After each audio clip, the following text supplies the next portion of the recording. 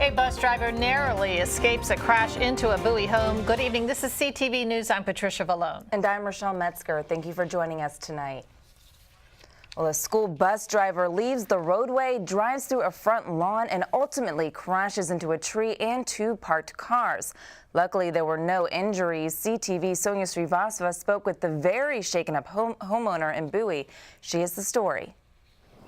Well, luckily there were no kids on the school bus, but the damage here is extensive. Let me show you. Take a look at this tree.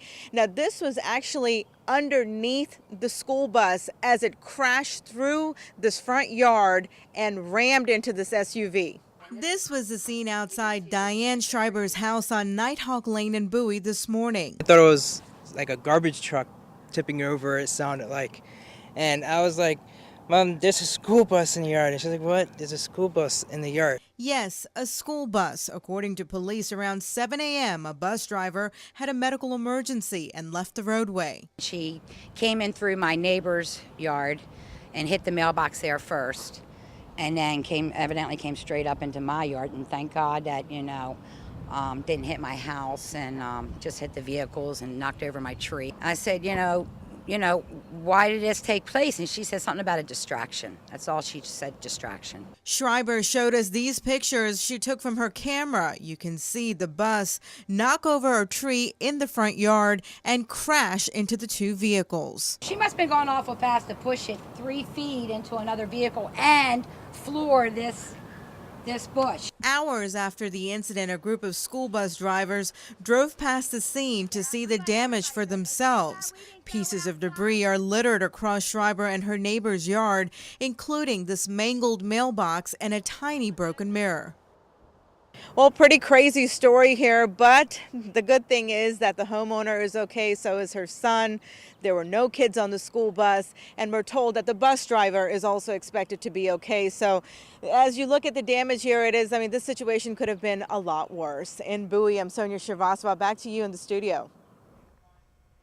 Sonia tells us that yellow truck you just saw in the story belongs to Mrs. Schreiber's late husband. She says she is glad it was not extensively damaged. Do you ever wonder if that big rig on the highway next to you is in good running condition? Well, today dozens of tractor trailers and other commercial vehicles got pulled off of the road today because they did not pass inspection. Denise Douglas has the details from a safety checkpoint at FedEx Field.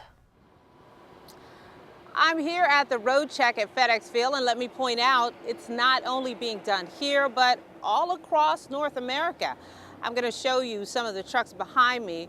You see right there, all of those tractor trailers, all sorts of commercial vehicles. They have been pulled off of the road because they did not pass inspection, and they will have to stay there until a mechanic can be brought in to fix whatever the problem is.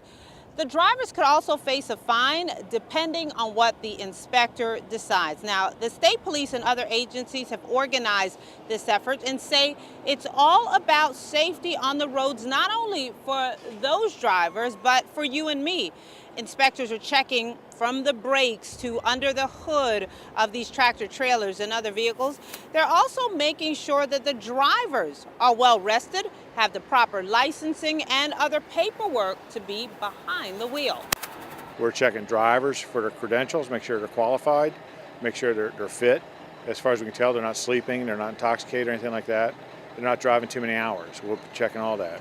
Then we move to the vehicle and we'll do inspections on all the components of the vehicle to make sure everything is functioning as it's supposed to. The commercial driver, the one that's operating a big truck or a bus, has an obligation to be alert, to be focused, to be operating, abiding by all safety rules, to be sure that you, the member of the public, are not at risk. But remember, public drive, everybody else who's driving light-duty vehicles, you and me in our cars, we have a duty too, and that's to be careful when we're operating around big vehicles. Last year, some 500 commercial vehicles were inspected as part of this 72-hour road check campaign right here at FedEx Field, and officials are expecting to do about the same again this year.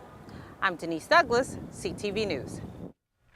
And locally, the Road Check campaign is done 2 to 3 times a year. State police have been doing the initiative since 2005. The verdict is in the case of a Prince George's man accused of being a serial child sex offender. After 2 days of deliberations, a jury of 8 men and 4 women found 52-year-old Michael Brochu guilty of molesting a young boy who lived next door to him in Bowie. He stands convicted of 1 count each of second-degree sex offense, sexual abuse of a minor, and unnatural and perverted sex practices. He was acquitted of 9 other counts. Spokesman John Erzin says the state's attorney's office is pleased with the outcome. Certainly we are pleased that they came back with that verdict, and hopefully now this is going to be an opportunity for that neighborhood and the Bowie community to begin to heal and put some of this behind them. For sentencing purposes, most likely the Unnatural and Perverted Sex Act will merge into one of the other charges. So in looking at what the guidelines may be, we anticipate that the guidelines will come back somewhere between 4 to 9 years for each count.